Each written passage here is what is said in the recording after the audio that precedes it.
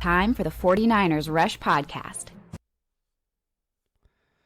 You know, we talk all the time about what it means to be a backup quarterback and how, you know, it's a thankless position, but you're always just kind of one snap away and all that stuff. And all those, you know, whatever gets thrown out about backup quarterbacks and whatever, they all make sense.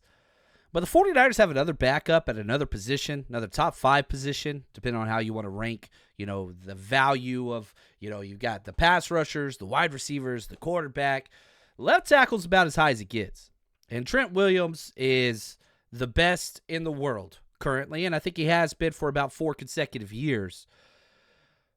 But the 49ers have relied on a guy, Jaylon Moore, comes in number 46 on our countdown, to be the Trent Williams understudy. It's a thankless job. Nobody's happy when you're out there. Everybody's kind of upset. But Jaylon Moore has seized this role. It has kind of flourished. And we're going to go through the analytics, the pressure rate, all those different things. Man, kid ain't played bad at all. Now, does that mean he's a future starting left tackle for the 49ers? I'm not so sure. But the 49ers have done really, really well when Jaylon Moore is on the field for them. And that's taken away one of the best players in the entire NFL off the field, and the 49ers could still have a lot of success. So Jaylon Moore comes in number 46 for us. His highest rate was 42 on our 4 ballots, 1 through 91, and his lowest was 49. Shout out to Josh, the executive producer of today's show. And, you know, he's going into the last year of his rookie deal. 5th-round pick back in 2021. We'll talk about that draft here in a little bit.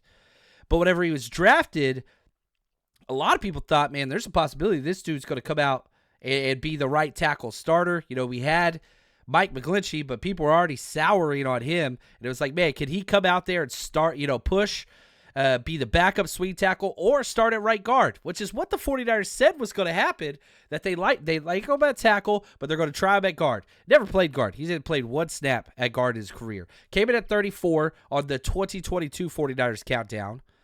Then last year came in 49. Now he's at 46. So you kind of see just the ebbs and flow. This is the last year of his deal. Probably last year with the Niners, to be honest with you. And will get paid to go compete for a starting job after this for another team. There's so many Shanahan tree guys out there now that run our system that, hey, left tackles don't grow on trees. And I understand if somebody's listening to this or watching this going, Jaylon Moore is not a starting left tackle. Well, look across the NFL. The offensive tackle position is the most devoid of talent, probably the poorest producers. There's 64 starting tackles in the NFL, left tackle, right tackles. And I think Jaylon Moore might be in the top 70 of that. And so I think he'll get paid and be in competition for one of those spots next year. I really, really do. Now, he wears jersey number 76 for the 49ers. Big dude, 6'4", 310. Huge hands, 11-inch hands. That's top 95 percentile for all offensive tackles in the NFL. 33 and 3/8-inch arms. That's too small. Like, the 49ers are one of the only teams in the NFL that will allow tackles that have less than 34-inch arms. Colton McKivitz are starting right tackle, under 34, but that's the bare minimum. You get teams like the Colts, lots of other teams, the Titans. They would not have Jaylon Moore on their board. No, he does not meet the threshold of arm length that we want at our tackle position. He's only 26 years old, still relatively young. Ran a 5.2740. Not great, not bad. 30.5-inch vertical, pretty good. 27 bench press reps. Now, you go over to Mock Draftable, one of my favorite sites, mockdraftable.com. You play around with there. You put his name in, and it pulls up all of his combine measurements. Listen to these names, and it constantly updates. That's what's fun. It's the comps that, like, it updates to 2024 players. His number 1 rated player that he's closest to is Jordan Morgan, who just got drafted out of Arizona. 84% match, and a lot of people were Jordan Morgan, draft Jordan Morgan this year, 49ers, spend a first-round pick, get Jordan Morgan. And you got Jordan Morgan at home. You got Jaylon Moore. You got that guy. Ryan Ramczyk, 81% match. Kingsley Suamataia, 80% match. Again, these are guys that, myself included, are like, man, these guys are fits. But the 49ers look at it and are like, man, we got Jaylon Moore just sitting in the cupboard. why spend on somebody that's so similar to what we already have? Go get a playmaker. Go get a playmaker. Go get Ricky Pearsall. Go get Renardo Green. And that's what they chose to do. He's a Detroit, Michigan, born and raised guy. Went to Consortium College Prep, the Cougars in Detroit. 2-star recruit, goes to Western Michigan. So, he's a Michigan dude.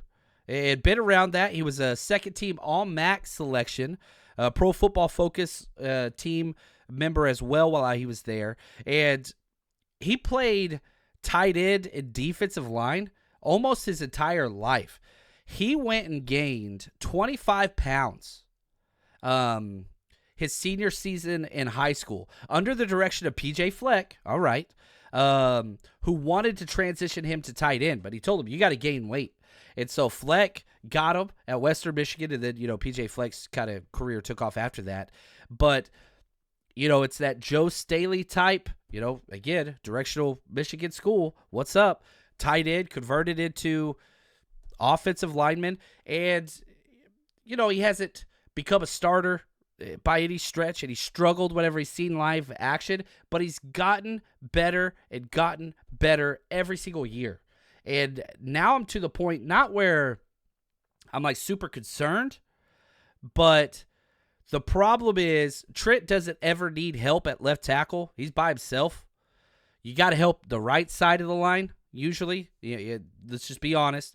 But the problem is whenever Jaylon Moore comes in, now you're shifting help from the right side, Colton McKivitz, to the left side. That makes Colton McKivitz more vulnerable, and that's what I don't like. That's the issue. Now, you look at his PFF grades last year, man, solid. 72.9 overall, no issues. 69.7 pass blocking, nice. 69.7 run blocking, double nice. 62.4 special teams, not bad. Not good, though. 1 sack allowed, 1 quarterback hit, 8 pressures. Played 226 offensive snaps. That's 23%. He played 23%. Now, again, anytime Trent's hurt, which happens every year, but that's okay. That's just part of it. He's old.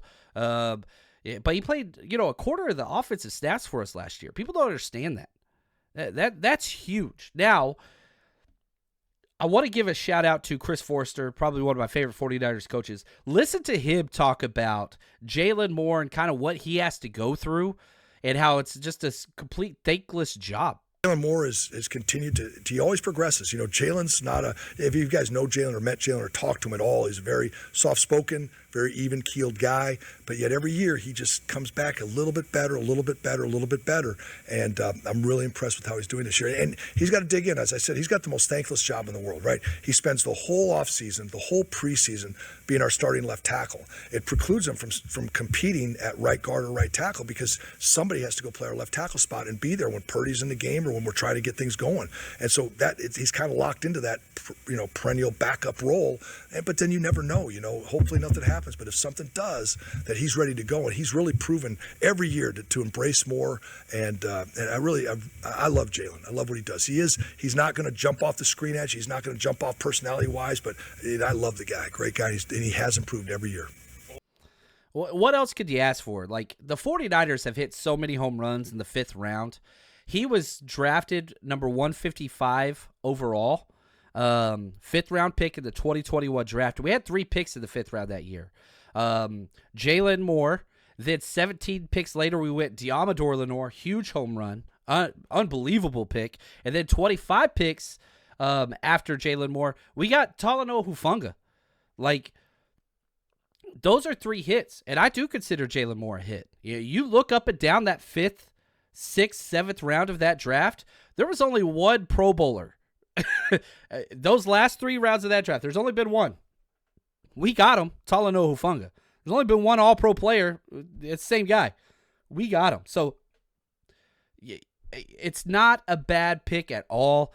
It has, obviously, you want every player to turn into a starter. That's just not the way it's worked out for him. But he's done well. You look at his entire career, 556 snaps in 3 years, 178 special team snaps, not bad. Did have a concussion last year, missed week 17. That's whenever it got weird and we were moving Colton McKivitz around and all that stuff. And it was, it was a trash game against the whatever.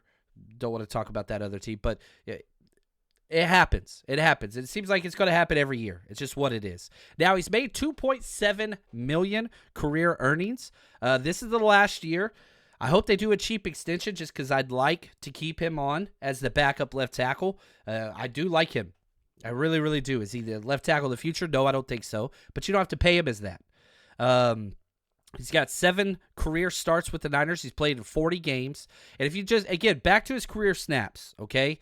Let's say 560 career offensive snaps, 4 sacks allowed, 6 quarterback hits with a 95.3 pass block efficiency. Not bad. Really not bad. For a backup left tackle, you're getting what you pay for. And I think he fits that. Now, you look at the offensive tackle depth chart. Trent, Colton McKivitz, they're locks. They're your starters. I think Jaylon Moore's number 3.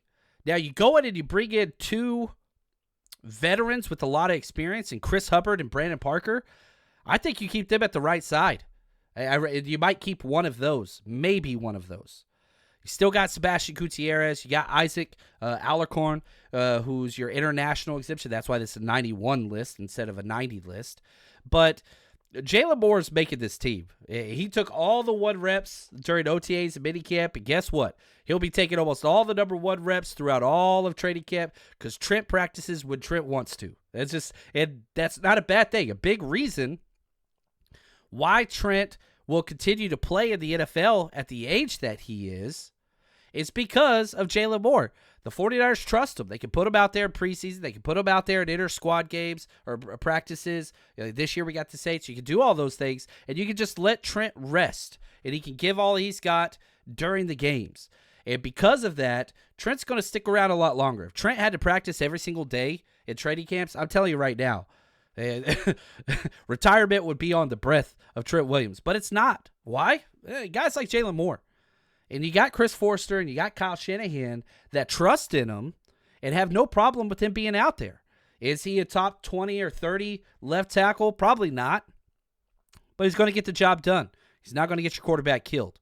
He's done a good job. So Jaylon Moore, one of those players that's just glue, that makes the depth and the consistency and helps protect you from injury without ruining everything.